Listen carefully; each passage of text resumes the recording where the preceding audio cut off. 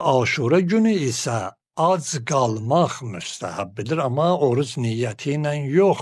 Fəqət qəm-qüssə günü olduğuna görə o günü biraz az yemək, az su içmək, biraz özün oruc kimi aparmaq.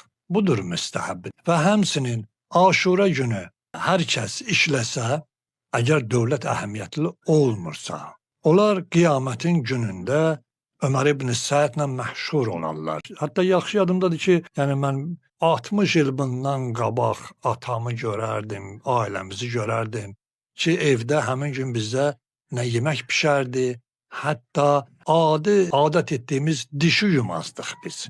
Ki, həmin gün dünya işləri ilə məşğul olmazdıq. Televizorlarımız 2 ay işləməzdi. Yəni bu ehtiramı qoruyub saxlayardıq. Əlavə onu da qeyd edeyim ki, Aşura günü Azərbaycanda qətilsində deyilən bir söz də var. Yəni günortaya qədər nə elədin, elədin.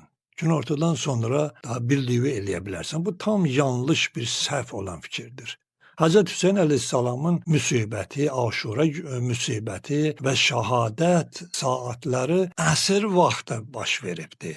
Yəni bizdə məclislər qutarır saat günorta azanında verildi, qutardı. Hamı gedir evində, İmam Hüseyn yaddan çıxdı. Aşura yaddan çıxdı. Amma gəl hansı ki Hz. Hüseyn əleyhissalam Aşura günü şam vaxtına qədər, yəni əsr vaxtı şəhadətə çatıbdı. Yəni günortadan neçə saat sonra döyüş gedir, müsibət gedir, əhl-i beyt, qəm-qüssənin içində ağlaşma filan və biz də vərdiş eləmişik, bəli, saat günorta azanı oldu, hər şey qutardı. Elə deyil. Bu böyük bir səhvdir və yanlışdır. Həmin günü biz qəmdə olmalıyıq. Hz. Hüseyn əleyhissalamın Aşurası bizim üçün həmin gün bütöv günü olmalıdır və o cümlədən də həmin gün bizim üçün Aşura mərasimi evdə də olsa gəlib qəmlənməliyik və üzürlü səbəbdən də qeyd etdiyimiz kimi zəruri, vəzifəli işləyirlər, o əhəmiyyətli işlərdir, məsəl üçün belə deyək, dövlət işləridir, istisna olmaqla, amma o insanlar ki öz ixtiyarındadır, o insanlar ki azaddılar, onlar gərək həmin günü nə işləməsinlər və məcbur qalıb işləyərlərsə həmin iş saatlarının pulunu fəqir füqaraya ehsan edəsə daha yaxşıdır.